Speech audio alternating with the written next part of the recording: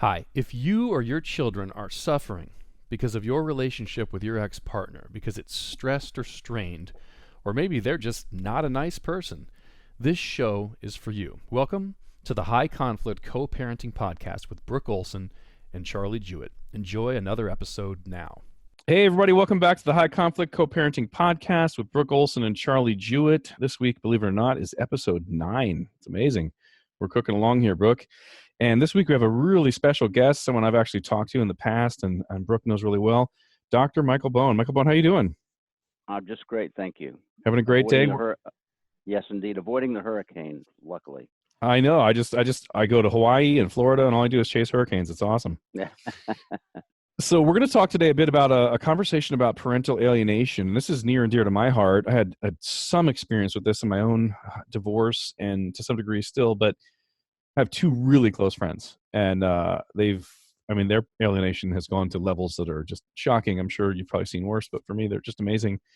And Brooke, you've got a lot of experience in this area just with having talked to thousands of people and knowing, Dr. Michael Bone longer than I have. So I'm going to turn it over to you, Brooke, have you kind of lead this particular episode instead of a bit in the background, but this is really near and dear to my heart, and rest assured I'm going to be taking notes on my side and learning. So thank you for being with us, Dr. Bone. Oh, certainly, my pleasure. So what I want to do with this this podcast this week is really cover some tracks so we can give the listeners some touchstones, some things to think about, both if they are in this or it's feeling like this, or to kind of hit it off at the pass and or turn the boat around. Okay. And Dr. Bone, you and I have had a couple of clients together. We've had some extensive conversations, and I am consistently amazed at the level of expertise you bring to this conversation and the solutions that you have in your pocket. So I'm going to try over the course of this time to pull some of that out of you and help deliver it to the people listening to this podcast. Well, very good. I think being able to operationalize what we now understand about alienation is really the point, to be able to intervene sooner rather than later to turn the thing around. And there really are some absolute do's and don'ts that can be helpful with that. So I agree with hitting on some of those specific points. So personally, I've always had some ideas about alienation and how it kind of gets started, but I've kind of winged it. And part of what I would like to do in this conversation too is help dial it in for me as well here. So let me kick this off a bit here. And I want to kind of talk a little bit about the causes of alienation, because from my standpoint, this stuff starts long before a couple is separated. There's a dynamic within the family that is already a setup for this. So when they get the divorce and they separate, this is already started. Would you agree with that? Absolutely. And there's general consensus now amongst in the professional community that severe alienation is a little bit different than the mild and the moderate for the following reasons. We have good evidence to suggest that parents that engage in severe alienation, that where children, go to extremes and falsely accuse outrageously and don't process reality like everyone else around them does, there's a high incidence of certain personality disorders that we see over and over. And we see there are 3 that we see. That's antisocial, which used to be called sociopathic, and borderline and narcissistic. And one of the things that all 3 of these share is the inability to step outside of oneself and critique one's own behavior. I mean, that experience of, oh man, I should have said this and not that, and why did I do that? And that sort of normal, healthy, self-reflective things. These parents that are engaged in more severe alienation, I'm sure we'll develop that as we go, really tend to have that. And so therefore their ability to critique their own behavior and see they're contributing to what's going on, they really don't see that. There's a big blind spot there. So I think that's an important thing. And that also explains a lot about how it gets started in terms of, as you say, pre-separation, because these people also are not very good at negotiating differences in relationships, different points of view. They don't tolerate it very well. And so whenever there's a difference of opinion, they experience it often as an attack. So, yeah. So there's a really large dualistic form of thinking with these people. It's all black and white. It's me versus you. There's a lack of self-reflection. But also, one of the things that I think I found in this piece as well, and this speaks to part of the brain development that we've talked to a little bit in earlier podcasts, is the brain development that happens in these people with these personality disorders, and their lack of ability to not just self-reflect, but to self-regulate. Yes. I mean, if you don't see something, you can't go, oh, I need to change that. Right. So the ability to not be able to see is also really is in tandem with an inability to change. I mean, I've had parents that would fall into this category, look at videos that show them, if you filled a room, and I've seen a courtroom filled, and there's a video that shows them doing one thing, and everybody sees what's going on, but while the person who is in the video, the alienating parent in the video, will actually, so see what I mean? You see what he did, and nobody else is seeing the same thing at all.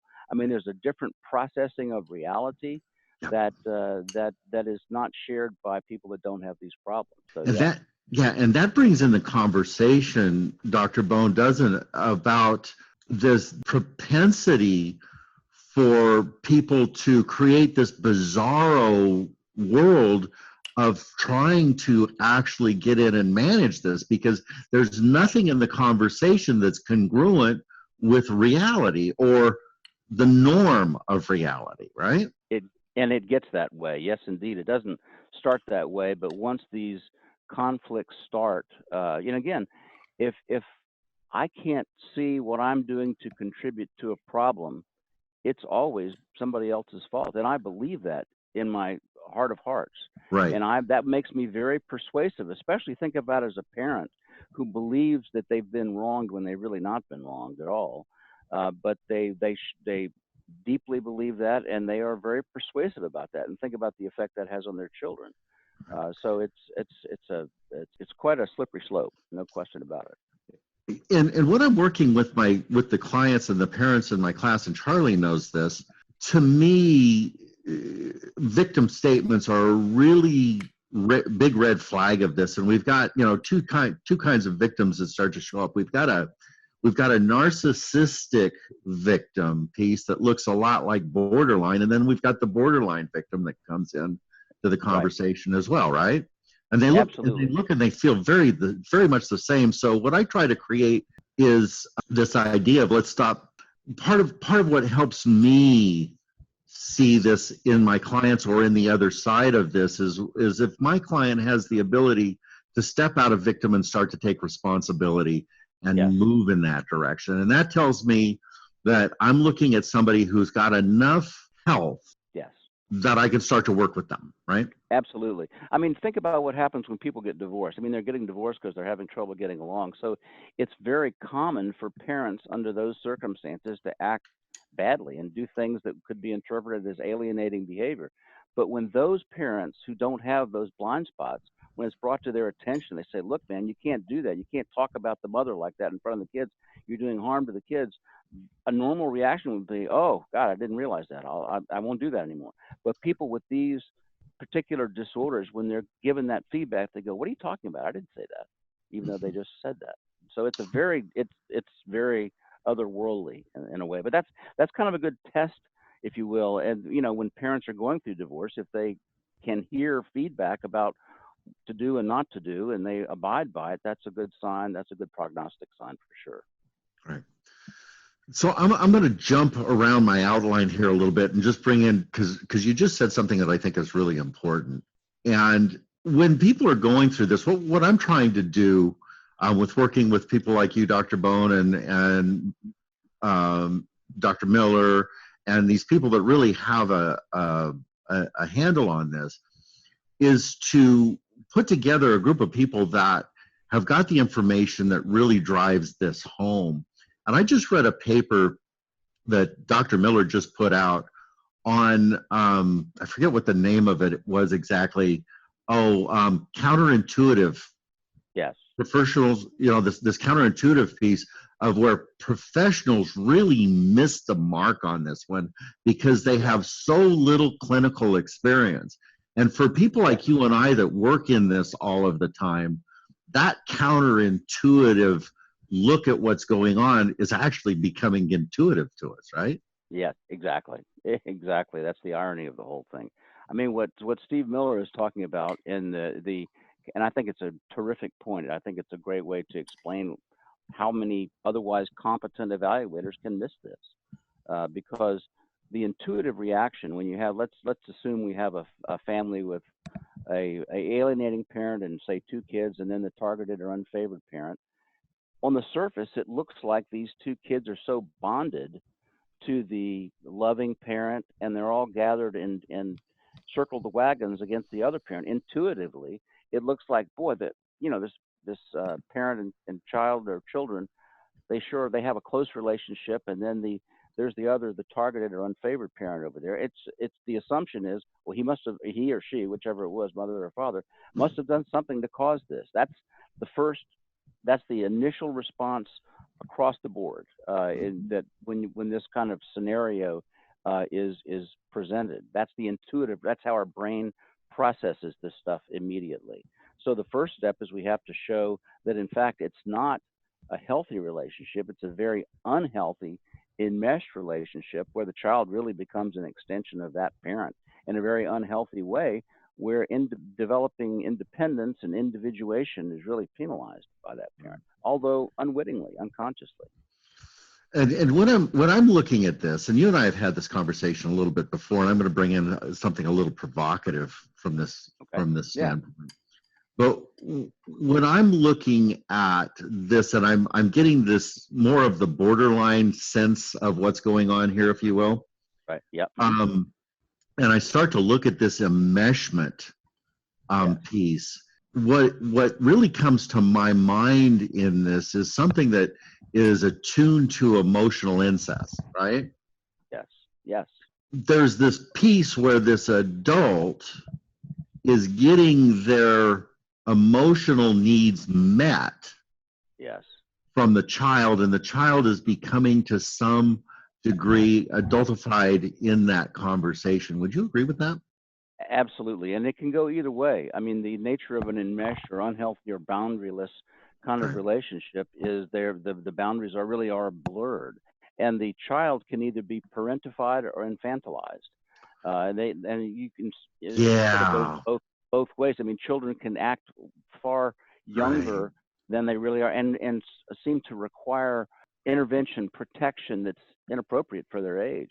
Or the other one, and I think more common, is the child is parentified and given responsibility to sort of take care of that parent emotionally, but it's all set up by the parent.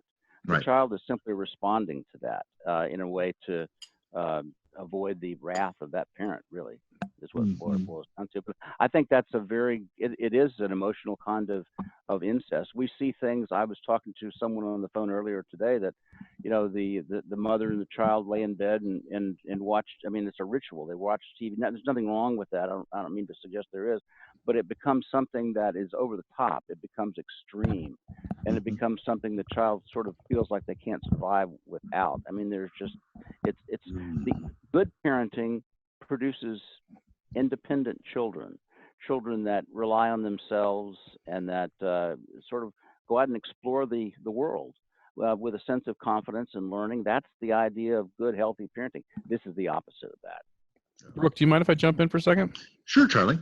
The laying in bed watching in TV, I could see how people would make an argument for that. What about having a kid sleep in your bed until they're 11, an opposite gender kid sleep in your bed until they're 11, and then the big change that comes when confronted about it is, okay, now they're 12 and they stay in their own bed but still in your bedroom. Yeah, I mean, those are actual examples. You sound like you're thinking about something specifically, but I've heard those exact things many times. So those are expressions of that kind of unhealthy. Everybody that has kids, when your kid is little and you're putting them to bed, and they don't want to go stay in their room. They don't want to stay. And so Yeah, we as parents, you sort of lay down on the floor or on the bed. You might fall asleep, but it's just yeah. a gradual thing, ultimately, to get them to learn to go to sleep in their own room. That's normal, healthy, and it will be over the protest of small children. But when that goes on and is encouraged by a parent who really needs that child to be there with them for their emotional reasons, that's when you have this process going Mm, on. So I think really is a emotional incest that is part of this. yeah. So I want to circle back a little bit to where we started here, Okay. Dr. Bone, and I want to talk a little bit about the beginnings of this, because Okay. I have the opportunity and the privilege sometimes to perhaps get my clients ahead of the curve here, because Yeah. I do have sight. I can sniff some of this stuff out, Yeah. and my sense is if I can get them moving in a particular direction, and I think this particular conversation is going to help them, is that they got here because on some level they were not in a healthy relationship with their children to begin with, and their boundaries were really blurred with their with the other parent. So they allowed that person to kind of take control and manipulate and suck these children in, and they didn't have a really good, strong, healthy relationship of their own with the children to start with. Would you agree with that statement? I think that's very often the case. It's because the relationship with the parent who ultimately will be doing the alienating is the parent on the receiving end of that is often overly accommodating, or just to basically stay out of the wrath of Right. the other parent. I mean, parents that do this stuff do not tolerate. This is, I think, very important. They don't tolerate other opinions very well. You No. can't agree to disagree. Agreeing to disagree is a very healthy kind of negotiating response in a relationship. But these folks really see another opinion as not only different, wrong, but also very often as an attack. So they Right. will respond accordingly. And then, if you're married to someone like that, and every time you voice another opinion, after a while you say, "Oh, it's not worth it. I'm not going to bring it up." So you, little by little, you give up little pieces of the kingdom, on a gradual basis. Yeah, I think that's very much the case. I can relate to that. Yeah. Yeah. So my approach to this a little bit, when I get clients in, is to say, listen, you're not living with them anymore, Right. and you have an opportunity to start to build your relationship differently, whether it was abusive, enmeshed, whatever that piece was. Right. And for you as the parent now to take on a totally different role of engaging with your children using really good parenting techniques, Yep. staying engaged with them, positive anticipation, all of these Yep. things to build that relationship. So when the children, because children are really smart most of the time, Yeah. and they Yeah. can see incongruencies. Yes. But if a parent isn't willing to make that full separation, to engage in it differently, then those that look back and to the incongruent conversation doesn't exist. So what I'm trying to do in this with parents in the early stages is to really have them make a statement of no, and in an organic way. We've got a really great relationship here, and we have boundaries, and we do things together, and there's consequences to what happens, but they're really good natural consequences and logical consequences that help build a good, secure bond with that parent. And I Yes. see that as the prophylactic to the alienation piece if we can get there early enough. I think you're exactly right. I mean, that's one of the things that happens if you're in a relationship and a divorce is happening and a separation is happening. And again, the parent who's doing the alienating they tend to be really control freaks. I think everyone would agree with that, my way or the highway. So to accommodate that, people will often sort of step back and allow that parent to sort of take over. So as a consequence, they put themselves in a more secondary position with their kids without even realizing it. And so then when the separation happens or the divorce happens, and there's no other parent around to buffer them, they have a choice. I mean, they can fill in that space, and I think that's what you're talking about is filling in that space with the children that they didn't really do before. And so I think that's a great Exactly. opportunity. And it really is a prophylactic against the alienation. It truly is. Yeah, I mean, I've been in a couple of cases where I've given this and they haven't done it, and it's gone down the way that I predicted, and Yeah. the people come back and go, "Damn it, I wish I'd have Right. listened to this." But there's a, we're back to the counterintuitive thing, because Yeah. in order to do that with somebody that has one of these personality disorders, we have to get really good at setting boundaries and Yes. holding them. And that's usually been the Achilles heel to the relationship in the beginning, because if they had Yes. done that, they wouldn't have been with them in the first place, right? Right. Yeah, I think you're exactly right. Yeah. I mean, we live and we learn, but I think those are the things that's the muscle that needs to get exercised that had atrophied in the relationship. The one to sort of assert and be, have boundaries and exercise consequences and produce a safe environment for Right. children. So I think that's very much the case. Very much the case. Hey, Brooke. So Oh, go yeah. ahead, Dr. Bond. One more thing I was going to say is that parents in this situation where they're going through a separation divorce and this dynamic of alienation is going on are often, I hear this all the time, are faced with the dilemma. Look, my ex doesn't want me to show up at the soccer game, and if I do show up at the soccer game, it's really going to be hard on the kid. The kid's going to feel them, and that's all true. However, the choice not to show up at the soccer game, not to assert oneself and assert one's being a parent of that child, really delivers another slow grow message that really does tend to peripheralize that parent in that kid's eyes. So I'm always encouraged, you really got to make yourself uncomfortable. And maybe that will make your child uncomfortable, but the bigger message is I'm here because I'm legitimately here and I love you and I'm, the other parent. Right. So one of the ways that I've kind of tried to maneuver that, and tell me if this is something that makes sense to you or not, but what I'll tell a parent to do in that arena is to show up at the game but not have any interaction with the other parent, or maybe even the child in that moment, because we're keeping the child out, but I was there, they saw that I was there, and then the next time I see them, I maybe have a film about it, or I pull out specific instances that talk about their play or what happened at the game, or the things Mm-hmm. that let them know that I was absolutely there, but I didn't get into the mix and make the child comfortable.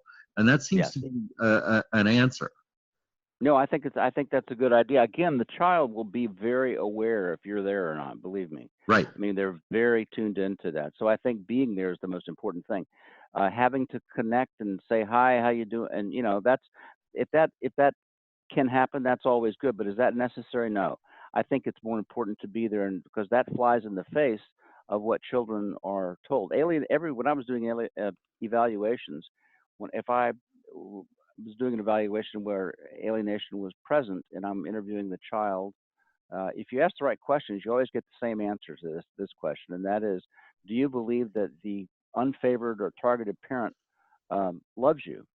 And I can think of no exception where that child comes to believe, is taught, or somehow comes to believe that targeted or unfavored parent either doesn't love them or is incapable of it or is something that gets in the way. And think about the damaging message that is for a child, that one of the parents doesn't love them. So when we show up at the game and make ourselves uncomfortable, it flies in the face of that, doesn't it? So Right. I think I was talking to someone earlier today. I said, put that insight in your back pocket. And if you're faced with what to do about a given situation, pull it out and look at it, look through the lens of that and say, what message am I sending about my loving or not loving my child? And that really can be a very helpful tool to help navigate these difficult waters.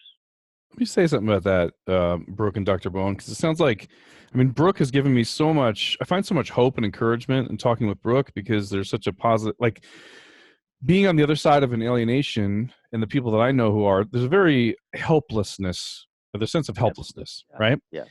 And when I listen to you guys talk, it sounds more like gravity doesn't get upset with people say that there's a pull to fly off the earth. You know what I mean? Something that goes Right. totally opposite of what gravity. Gravity just does its job and whatever. You know what I mean? If there's people out there. So it's like there's so much helplessness because we're like, how do we get them to stop saying that? How do we get it to stop affecting the kids? How do we counter it? Right? And this is a person that, like, as you've mentioned, can't even see their own wrong, right? Right. So even court orders aren't going to stop them. Really, why we believe in gravity is because it's so consistent. It just always pulls us towards the earth and we don't fly away.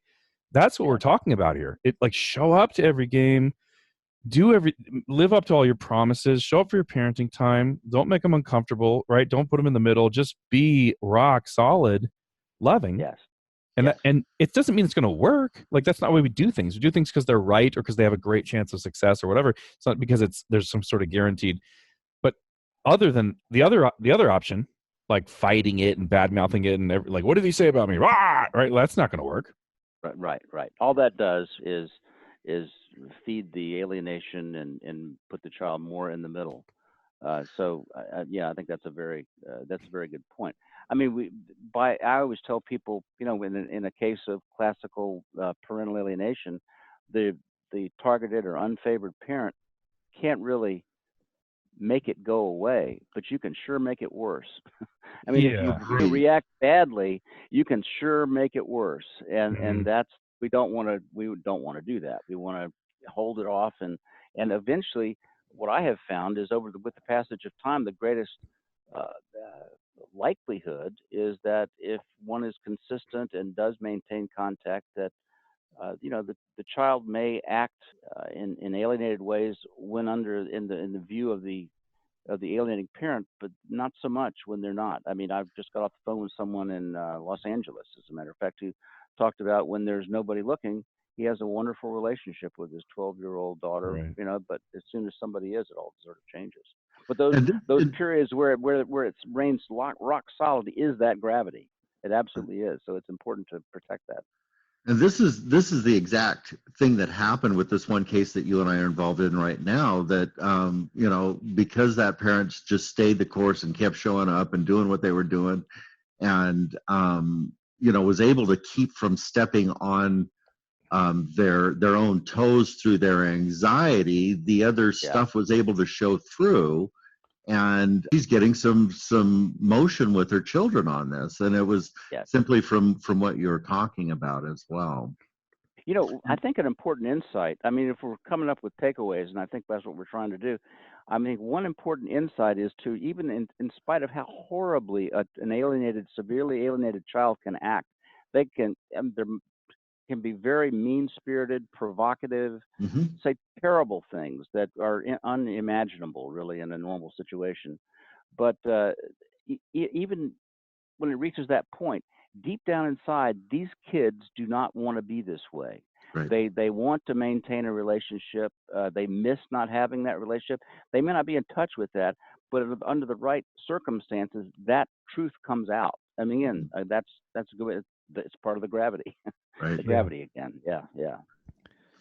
Anxiety is one of the biggest drivers for the alienated person in all of this, and I think the causation of that is a lot of the alienation behavior that's going on, and that they're going to lose their children, but it's also a lot of the causation of the problems that they create. So if we can get them sitting down, I would like to refer to it in kind of a Zen position of, well, this is in front of us now, but we don't know how it's going to unfold. Let's watch it unfold. Right.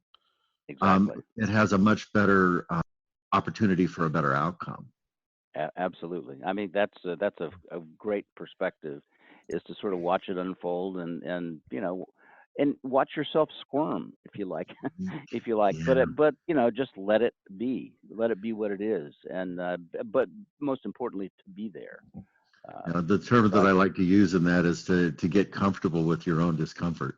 Yes, right, exactly, and I think that perspective of being on the screen and then watching it from the theater seat is very useful.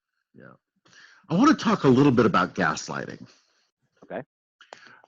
this is one of the great narcissistic tools, isn't it? And Yes. it's one of the Oh, yes. most chaos making, anxiety creating pieces that anybody can do. And there's gaslighting that is simple about trying to tell you a reality is something that it's not. I didn't do that. I didn't see that. I didn't go there. And some of that's conscious and some of it's inherent in their lack of being able to see themselves in it. But part of it is it's a manipulation. Absolutely. And then there's this other type of gaslighting, which is really a cat and mouse game of, well, I'm here, come get them here. No, I didn't say that. I'm over here. And this place of really spinning it up and then using that or seemingly using that in a way to project that this parent just really doesn't care about showing up for the kids and what have you. Exactly. And prevent the contact and then say, well, I'm sorry your mom or your dad, whichever it was, didn't call you back or Mhm. didn't come to the game when in fact you were told the game was somewhere else or at a different time. I mean, that kind of thing is because children, again, are taught that that parent doesn't love them or has abandoned them or is incapable of it. So all those manipulations, all those maneuvers that tend to sort of throw mud on the unfavored parent, all really combine to deliver that message. Oh, they just don't care, I guess. So any absence that one may say, okay, I'm not going to show up to that event because my 10-year-old was pleading with me not to so that it wouldn't be uncomfortable. Whenever I do that, that's the other side of that same coin is, but it feeds the abandonment, the unloving wound that's there and worsens it. So Yeah. yeah, and it's so insidious, isn't it? I mean, it's Oh like boy. Yeah. so one of the things that I've come up with, and I'm wondering if you've got something else to add here, but I'm going to kind of prime the pump on this a Sure. little bit. I really like using tools like our Family Wizard, Yeah. but I like using it in a way that is really telling of this type of behavior as it starts to show up. And one of the first things that I notice about people that are trying to alienate or that are in these high conflict situations is they don't want to have the spotlight on them. They don't want anything that can show or track anything that they're doing. But there's an Achilles heel to that, and that is also that they have to have contact. They have Yeah. to have a way in to do this manipulation. Yeah. And one of the things that I've started to do over the years is to instruct my clients to go to our Family Wizard, and they'll say, well, I don't have a court order. They won't, the other party won't do this. And I say, well, let's just wait and see for a moment. And I have them buy both ends of the program and Okay. basically say, this is my email. This is the only way that I'm going to communicate with you. And hold a boundary there. And what the Yeah. other party will start to do is phone calls, text messages, everything but that, Yes. using other emails. And what I tell them to do is just sit. They'll wait. Yes. They'll come around. And at Yes. some point, I had somebody do this about 2 weeks ago, and it took 40 plus attempts at them trying to get to them before they actually went into our Family Wizard and then started to use it. Yeah. I've never thought of that. That's a great idea, though. I like that. I mean, I can see that, and if really sticking to that one medium and not the others, you're right. They do need to get in there and get their shots in, so to speak. So, Right. yeah, I think that's a great idea. And one of the things that I've done with that as well is then once I've got them in, everything goes up on a calendar. Yeah. And Yeah. if somebody starts to try to gaslight and pull some of these other manipulations, it becomes very difficult. Yes. Exactly. Well, it's about accountability.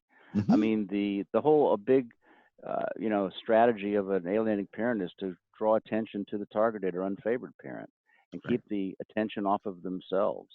Right. That's one of the big in litigation. That's one of the big problems is dealing with that because the court is, properly biased toward the protection of children. So any allegation that suggests they may not be safe, the court's going to initially buy that every time. And then then it's up to the parent to show that not to be the case, but also to show what is the case is this gaslighting, this false accusations, this environment of false vilification that goes on and on and on to the world and to the children. So I'm doing some of this right. Oh, I think you're doing a lot of it right. I haven't thought about that, about buying both ends. That's a great idea. I think that's terrific. I did that. It does. That's what I did. Did you? I didn't know that. But I think it really creates a trap in a way. I don't mean that Exactly. trap, maybe not the best word, but No, I it think kind it's of a is the best perfect word. word. I think it's a perfect word. Yeah, because they do have to check in, don't they? They really They do. can't help in some way. themselves. Yeah, It's they like really cannot. they just can't help themselves. And I've seen this so much. It's one of the things that's never failed. It's never one time failed. Yeah, that's a great insight, I think. That's very, very important. They really cannot help themselves. One of the things that happens when parents engage in this behavior, and again, the more severe end of the spectrum with personality disordered parent, is that they really have a very, very overly developed perception of rejection. Even if they ended the relationship, in their mind, they're going to feel like they made me do it. I had to end the relationship because of what they did to me, the other parent did to me. So they have this strong, as a psychoanalyst would say, this narcissistic injury that just never gets healed. And so they become obsessed. And they do this. This is a full-time job. And an obsessed alienator really is a full-time job dealing with them. So they really, if you put them in a place where the only way they can interact is our family wisdom, that's a great. I'm definitely going to suggest that. That's a great idea. So there's a term that I learned along the way, and I don't know where it came from. I don't think I created it. I don't want to take. Well, I do want to take ownership of it, but I won't. But I'm sure you've heard it. A term called negative intimacy. Oh, well, I haven't actually heard it, but I think I understand it. But tell me what. I mean, that's an interesting. Yeah, go ahead. Tell me more about it. This negative intimacy is this place where this person that has got this abandonment piece, right? Yeah. Is in the conflict to stay in relationship. Yes. Which is what you were just talking about. Exactly. Another a more sort of conventional psychological way of talking about would be a hostile dependency. Staying connected vis-a-vis conflict. Right. And I think these people really do get addicted to conflict. And so this is a happy environment for them because they generate it and then they respond to it and then do it again and do it again and do it again. But there are, oh yeah, absolutely. And it just is, it's exhausting, but they don't seem to get exhausted because it's a fuel to them.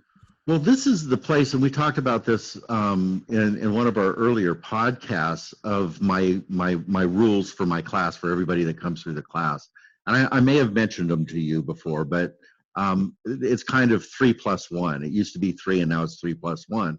And the first 3 are disengage, disengage, disengage, and that starves the beast. Beast. Yeah. And those aren't just consecutive. They're different levels to them, and I won't go into it here. But the 4th rule is, and this is talking about the pleasure of it or the addiction to it, if you will, is when they feel triggered is don't just do something, sit there. Okay. It's kind of more about that. Yeah.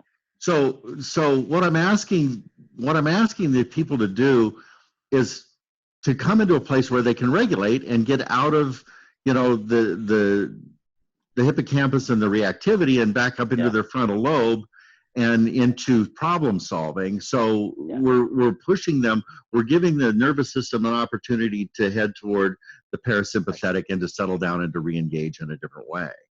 Yes. Yeah, I see.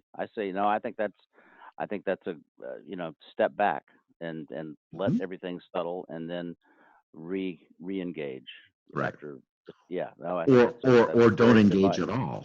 Or don't engage at all. I mean, that may be the engagement is not to choose not to. Exactly. So to speak. Right. Yeah. Talk about the one of the things that's not exactly on point, but it's related. Sometimes I get a lot of questions about how to deal with alienated children who act horribly, and with that targeted parent, what do you do about that? And one of the things that the advice I give in situations like that is that the child, if the child, uh, the short version is you basically, with alienated behavior, you have to identify it first. And Hmm. say, oh, that's what that is right there. And it's pretty easy to identify. And then basically put it on ignore. Because what happens if you defend or you, no, I didn't this or that, and you and do anything else, it basically feeds the flame. It's an And engagement. then it's exactly engagement, and it actually feeds the alienation. And what I tell people, you have to cut off the fuel supply. Yep. You have to basically not respond to that behavior, change the subject, and go on to something else. And it's if one can do that consistently, it really does have a pretty marked impact on that child's behavior when they're with the parent. I realize that's not exactly what we were talking about, but it came to mind when you were talking about you know, disengaging. That's No, another way of saying it. I think it's actually on point, Dr. Bone, because part of what we're talking about is breaking a generational cycle of Yeah. conflict, Yes. and what we're teaching the children to do in that moment, just by modeling, is disengagement of not entering into a fight, right? Yeah.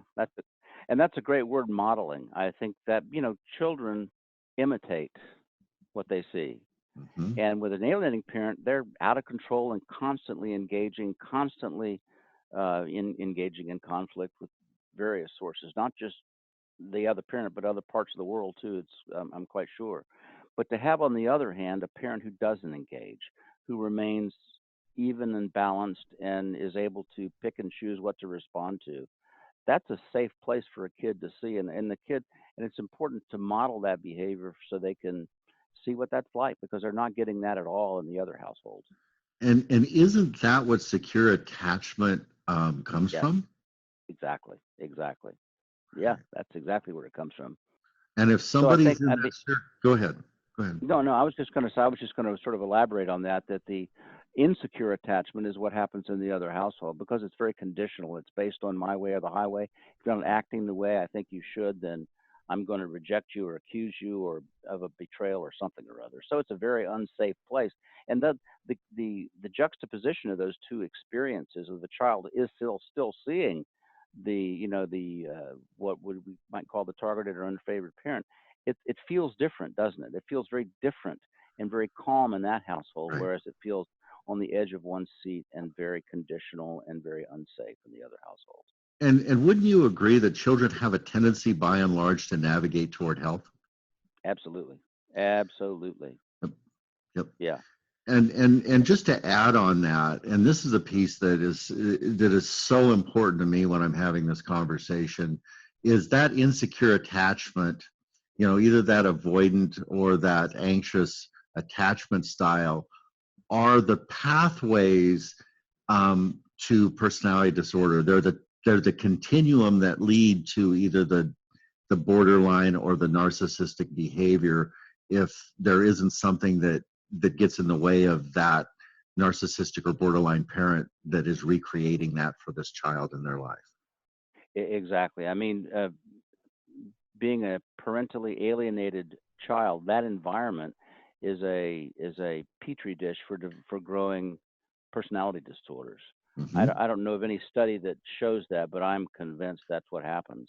Me That's too. why it's another reason it's important to stay connected, even if it's in a more attenuated way, because the child needs that that balance to realize the difference. Otherwise, they really get lost, and they too can develop those personality disorders. Because if you talk to an adult who clearly has one of those personality disorders, and you ask about their family of origin and the experiences therein, you're going to find out that they came by this honestly. I often also find that when I'm working with a parent that is on the other side of this, Yes. that if they're the alienated parent or the disfavored parent, they came out of this as well, and they just had a different response to it. Yeah, just like people that are children that are abused, there's sometimes the myth that, oh, that means they're going to grow up being an abusive parent. Well, they could, but they also could develop the opposite of that and say Right. that I'm going to be just the opposite of that, and if anything, bend over too far the other way. Right. So, we have choices, and I think that's a great example of that. Brooke, people are listening. So our listeners, I know people know right away whether or not they're in a kind of a tough divorce or their ex is being a booger. But how does somebody know if they're being alienated? How do you know if you're the alienated parent or if there's some parental alienation going on? Well, I want to throw something here, and then I want to hear Dr. Bones' response to it. But in my mind, that if there is a high conflict situation going in and people are arguing over the children, there is a form of alienation taking place already. Mm-hmm. Yeah. And that's the basis, that's the start, and everything builds from there. So if we identify this as a high conflict situation, that's where we can stop in where we started earlier in the conversation, to really come in as a parent, really start to shift gears, to take responsibility to change that. So if somebody's not easily giving up 50-50, you get them half the time, I get them half the time, or have they already begun to think in sort of an alienating way, like they should not be with you as much? Is that already the early warning signs? That's what my sense is. I would agree with that. I would agree with that. I think that's, again, when we go back, if you look at the statutory language, and I believe every state in the country has language that basically says one parent should support the relationship with the child and the other parent. I mean, that's an important principle to also keep in mind, because the alienation is the opposite of that. It's the sabotaging of that relationship. And what really is called for is the support. Divorced parents should be the other parent's apologist. Like, in a non-alienated divorced kind of situation, the kid comes over to dad's and says, well, mom didn't want to do this and that. The proper response, well, your mom loves you. I'm sure she had a good reason for that. We can talk about it, but not to basically be that other parent's almost apologist, and to not allow that divided loyalty to work its way in. But this is the opposite of that. This is if a child expresses any hesitation or any even slightly negative thing, the alienating parent, he did what? What happened there? And then what? And then who was there? And then a barrage of questions that basically convey to the child, oh, this is not good, and I'm not supposed to think it was good. And so it really amplifies all the negatives. It's the opposite of what's supposed to happen, which is to support the relationship between the child and the other parent. And let me save people a ton of headache. Yes, it's written into the laws, right? But it's not as easy as, hey, judge, they're breaking a law, right? No, not at all. I mean, it is just not something that courts seem to want to look at or talk about. I mean, and you do mention it, and they're like, all right, get a psychological evaluation. You pay $15,000. It's like, it's all bad news, if you go after this thing. Well, the only other thing I would say, the family court system is really has a hard time with this particular problem. Well, one of the things I've sort of found is that these cases really have to be presented in a particular way to the court, and if they're not, the court will almost always get it wrong. So even though you can demonstrate that parent's not doing this, not doing what they're supposed to, like you say, the court's not going to react very strongly to that. I mean, there's no bloodshed, there's no police reports, or not many anyway, and everybody's doing okay in school, so I guess it's okay, unless they're really it's exposed what's going on and how damaging it is for the child. So we've taken a lot of your time today, and I just want to hit one more piece, if you're willing to, Dr. Bone. Sure.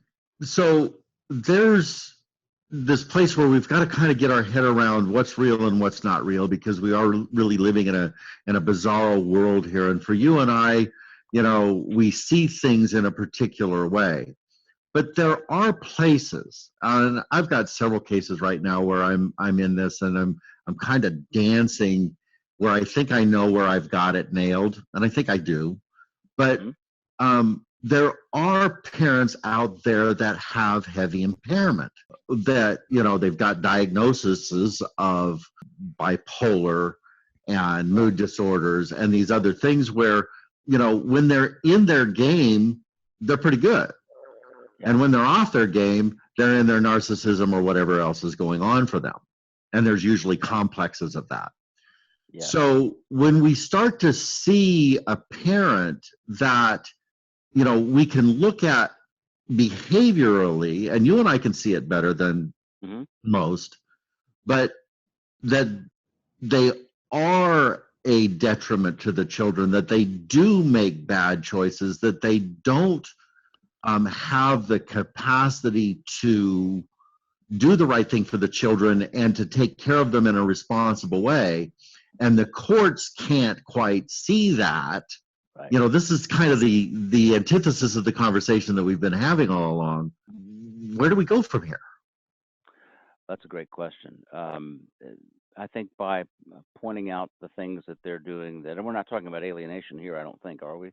No, I don't believe so at all. I think Yeah. we're talking Yeah. about taking care of the children, but that's almost always the standpoint that the alienator is taking, right?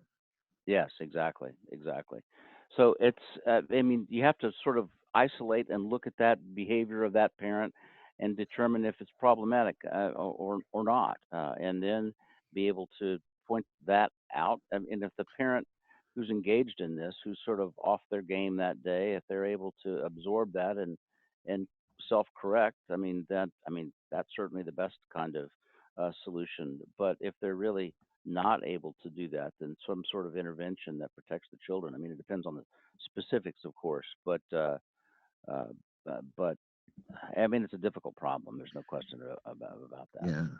And given the court's inability to see both ends of this, and I think it's true. I think, they make mistakes in both directions here. Yes. Oh, yeah, for sure. My contention is, and I wonder if you agree with me, is that the same strategies are what we use here in terms of just being a good parent, laying it down, taking care of business, and letting the other person expose their bad behavior, and I think trusting so. that the kids are going to be okay at the end of the day.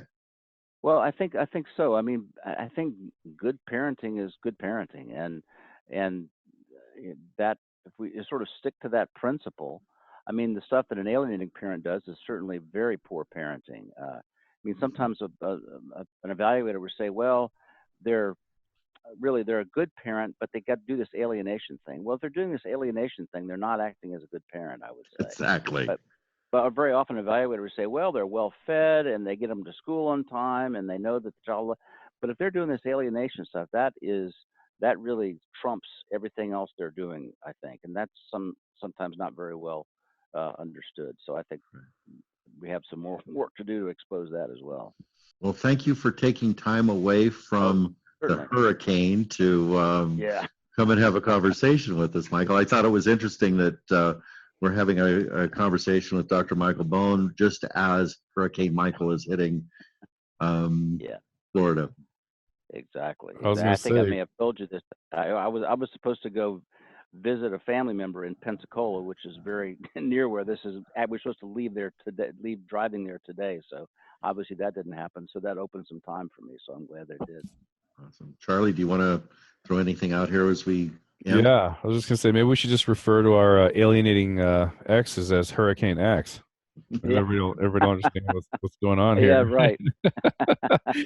that's a pretty good model, I think. This is pretty good. Stir some things up. Oh man, so helpful, so helpful. I'm sure there's so many people. We're getting more and more listeners every day, so really appreciate you chiming in and giving your expertise. We'll be back next week on Friday with another episode. Brooke, we're pretty safe to wrap this one up, aren't we? Yep, we got it. Thank you so much. Absolutely. Thank you, Dr. Bone. Thank you, Brooke. Well, we'll come back next week with another episode of the High Conflict Co-Parenting Podcast. And hopefully this is helping everybody tremendously, at least to know you're not alone. There's other people out there, and there are things that you can do. Listen to every show. It should help you out tremendously. We'll see you guys next week. Bye-bye. Brooke, people don't have to wait until Friday mornings to get more content. If this is something that's helpful for them, right? This isn't the first time you've broadcast anything or recorded anything or put anything out there in the world. What are the other ways people can get the help more aggressively or speed up their recovery process? What materials are available for people right now? Well, I've written a book called The Black Hole of High Conflict, and it's available on Amazon and Kindle. And everything that we're talking about is really compressed and put into there. So this is a really good starter place to get in and get your mind working and to see what these concepts are about and how to start to apply them. The other place that I think that is valuable is to go to our website and look at some of the blog articles that I've written. Those are available there as well. They go into some of these other arenas, and that's at www.highconflict.net. So the book, the website are also really good places to get the material. And also we have classes. We have high conflict diversion program classes that you can get into and get some one-on-one help with this as well. And you know me, I'm aggressive. Whatever I want to become good at or learn, I find someone who's good at it and pay them and hire them and shorten my learning curve. What if somebody just wants your help? Somebody says, Brooke has this information. He's good at something I'm not good at yet, and I want to work with him. Do you have any type of coaching or consultations or anything like that? Absolutely, I do. I do one-on-one coaching for custody cases. I help people get ready for family court services. If you've got that in your community, I work with attorneys and clients to help them with managing and strategically setting them up to have more successful cases as well. And how do they reach out? You want them to just go to the website or email or phone, or what's the best way for them to reach out, raise their hand, and say, I need some help? They can email me. My direct email is brooke@highconflict.net. That's BROOK at highconflict, HIGH, conflict.net. Perfect. That's everything everybody would need to get some help, right? Absolutely. Thank you, Brooke. Thank you, Charlie.